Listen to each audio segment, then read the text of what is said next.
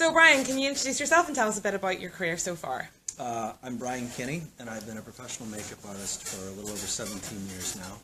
I'm originally from Chicago. After university, I decided I wanted to learn makeup and makeup effects, so I trained at the Delamar Academy in London, did the one-year program, worked 2 years freelance, then moved to Los Angeles, where I've been for the last 15 years, working in TV and film, and now I divide my time between Los Angeles and London.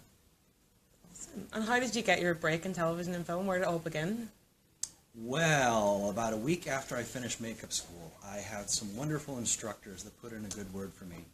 And I had an interview that led to Band of Brothers. That was sort of baptism of fire. I was very lucky to contribute to that department for a number of weeks and do everything from fake tattoos on foam bodies to organs to lots of dirt, lots of blood.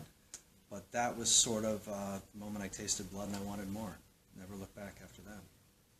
Cool. So you've got a course coming up at Titanic Creative, the Zombie Weekend. Can you tell us a bit more about what it was like to work on Fear of the Walking Dead? Whenever I work on shows where I'm doing dead, which happens quite often, really get to work with a wonderful team, anywhere from 10 to 30 artists. And typically, makeups can take anywhere from 30 minutes to 3.5 hours, depending on how fresh they are, depending how deep in the background they are. So your day starts usually before sunrise, maybe 4 to 6 hour pre-call, and then you've got at least 12 hours on set and at least an hour or two of removal at the end. So with the course coming up, I want to cover some different looks, anywhere from your 10 to 30 minute zombie up to maybe your hour and a half, 3 hour zombie. Sometimes you're tag teaming with another artist, sometimes you're by yourself, and it's all paint and powder, as we say. No prosthetics, just make them dead. So we're going to cover the full spectrum. So whether you want to be a zombie for your own fancy dress for Halloween, or you're responsible for making up an army of zombies, hopefully everybody will leave the class having a good grasp on how to zombify. And to say typically, how many zombies would you have to make up in one day, or does it vary quite a bit? It varies quite a bit. I think most I can remember doing might be around 20 or so. Wow. And usually when you get in that kind of situation, you almost end up, it's a collaborative process, so I might do mostly the faces and necks, and then we have a team that's sort of flinging blood and dirt, getting the hands and legs ready. Obviously some shows are more of a tropical climate, so we have a lot of skin-exposed tourists that have died and come back as the undead, versus some shows where in the snow, so you're literally making up this much, and then they've got hoods and hats and scarves and things, so less skin to cover. The less skin you're covering, the less time you're going to need to make somebody fully dead. I guess it's a nice segue into Game of Thrones. Tell us a bit more about that. And, like, there's two extremes, like in the desert in Mexico and then in the freezing cold hills of Belfast, working on Winter Coming. Could you tell us a bit more about that gig? Well, I was so fortunate to be invited to work on Barry and Sarah Gower's team. I've done some work with my friend Duncan Jarman, and I know very well he put in a good word for me. So again, typically work starts well before sunrise, and we had over 50 wonderful artists from, at least I counted 10 different countries that I got to work with. And you just learn so much from other artists. Every day you're doing something different. I know Sarah would be apologetic and say, hate to play musical makeups, but will you try this today? So you never knew exactly who was going to end up in your chair and what you were getting to do, but everybody there got to do a number of different looks, and just really kept it fresh and exciting. Set the bar pretty high. Probably the best job I've ever had at this point. Hard work though? I don't different way, or yeah. I don't even know if I'd call it hard work. Yeah. Challenging, non-stop work, but just exhilarating. Cool. If I told you 30 years ago that you'd be sitting doing that as a living, would you have No, been I mean, surprised? the cliche thing I usually tell people is if I were to tell the 8-year-old version of me what he would be doing now, that little kid would wet his pants. He'd be so excited. So I feel very, very fortunate. I was the kid from the Midwest who worked at a video store in high school, and I'd watch monster movies, and I just thought I'd always love to do something like that, but you have to be born into it. And I think I just got to a point where I played around with it long enough, building coffins in the basement for Halloween, and doing awful, bloody scar wax effects and things. I just did it long enough, couldn't imagine doing anything else. So you have to sort of dive into it and never look back. Cool. So going on about like how people get started in the industry, I know there's no like black and white, this is what you do. What advice do you have? What's the key things that you need to get out there and get working? Obviously skill helps, but skills can be perfected, can be learned. Find what influences you, learn how to maybe disseminate, or I should say, figure out makeups that inspire you. Figure out how they did them. Practice them. Do your own tributes. Replicate them. Learn from what inspires you, and really never turn a job down. I mean, whether it's a photo shoot, a student film, TV show, every job you do prepares you for the next job. So you want to just stay busy, stay positive, and take whatever comes your way. It's a very organic process. Sometimes you might map out a certain path, but you find the path you actually end up on is often better. You're going to get thrown roadblocks, and oftentimes, if you're given a roadblock, if the answer is no, rephrase the question, and just know that fate kind of puts you on the show you're ready for, or in the position you're ready for when you're ready.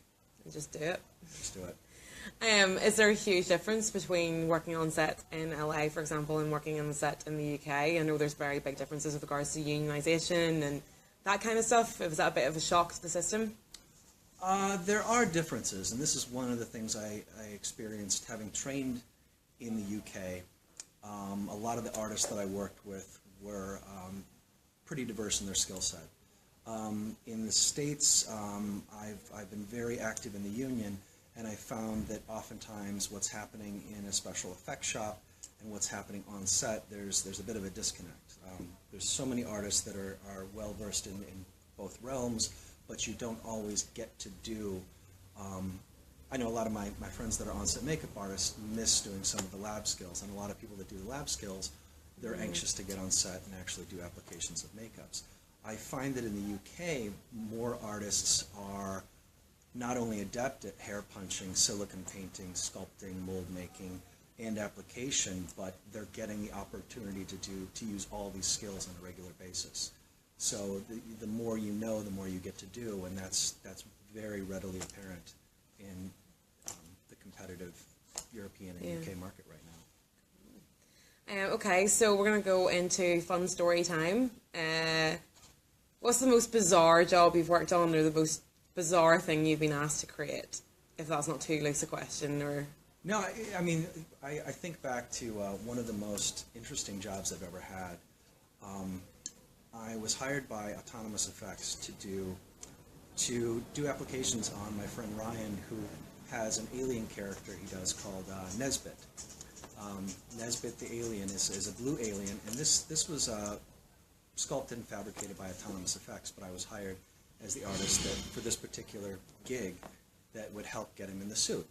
And I think it was about a 3-hour job, but I flew with Ryan met Ryan in New Mexico for the Roswell Alien Festival a few years back.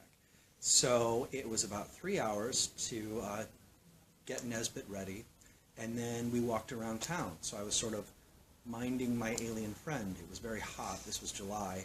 So very hot in Roswell, and making sure he'd stay hydrated.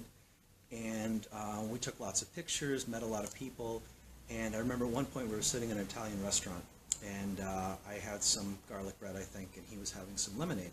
And I was having a conversation, and he stayed in character. He stayed in the alien voice, and at one point I had to stop myself and remember, there's a human in there. It's not just me hanging out with my alien friend, but I literally forgot that it wasn't a blue alien. It was opposite. Brilliant. It was a guy in a suit. It was that convincing. The suit was done so well. Blenders over the zippers, all of the seams hidden. So there was no easy in and out of the suit. It was total commitment, and just one of the coolest gigs I've gotten to do. Very cool. moving on to your kits. So we've had a lot of questions from our students about like what are the 5 essential items? What are the 5 things you always rely on or go to, or you find have really changed the way you do stuff? Things really started to turn when I went to my first IMATS, and that was back in 1999. That was where I picked up my first Skin Illustrator palette. So my favorite thing is probably the Skin Illustrator Effects palette. It's been a staple for nearly 20 years and still is. If I had a Skin Illustrator Effects palette, obviously I would need a bottle of isopropyl alcohol or Skin Illustrator Activator, a blending brush. Probably I use a lot of the Titanic brushes now, so a Titanic number 106 brush is kind of my favorite go-to brush as of late. I also love the Makeup Forever Flash palette. You never know, grease paint and cream makeups are classic, especially for sensitive areas around the eyes, around the lips, nostrils. So usually I'll finish off with the Flash palette. And then also I love Beauty Blender sponges. The first time somebody handed me a pink egg, I thought, do I really need this? I can get away with a white wedge. And once I used it properly, it was like the makeup did itself. It was genius. You can pat it, you can roll it. I think when I first used it, I was using it dry. I didn't know you wet it, you let it swell up a bit. And then, of course, eventually they came out with black ones and white ones, and now there's different skin tones. But I love the Beauty Blender sponge, so always had at least one of those in my kit knocking around. Who would have thought?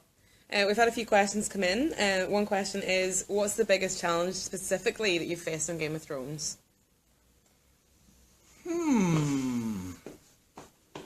Biggest challenge. Oh, that's a tough one. Would climate be a big thing? The cold? No, I can't give away, no spoilers. I can't tell you anything. I don't even know if I think I was apprehensive being the new guy and knowing so few people. Would I be accepted? Well, like I said, it was in a lot of ways it was sort of starting over. But I want to give a shout out to my friend Pat Fode.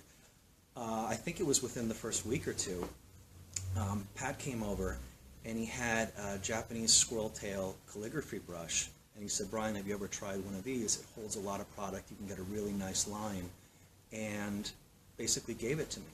And I just wasn't expecting that level of acceptance, and I think I got kind of teary-eyed, and really meant a lot to me to not only be supported by the crew, showed a technique, but given a brush. I used that brush the entire shoot, and I ended up replacing his brush, and I thanked him profusely. But little touches like that go a long way. That's something I'll never forget. Cool. What would be a typical day on Game of Thrones, say, in Belfast, if you're based here? When do you start? How many people are on the team? What's it like? If you can give us an indication. Well, I think we started, the earliest we might start is anywhere from 2:30 to 3:30 in the morning. And there were quite a few of us, so usually it was 3 or 4 buses that would take us to location. And the majority of the makeup happens right up until sunrise. At least everything I was doing was exterior daylight. So we'd work right up until daylight, shoot until dusk, and then we have about an hour, maybe a little more than an hour of de-rigging. And that was all hands on deck, whatever we'd done. Get them out of it, and then head home, usually have a bite to eat, and try to get some sleep. Crash out. We had an interesting season this year. A number of fire alarms went off. So there's nothing better when you got to be up at 2, 3 in the morning, and a couple hours before you're meant to wake up, fire alarm goes off, whole building evacuated. So that was always fun. I think I counted 2 or 3 of those. So a lot of coffee on set then? I drank a lot of coffee on set.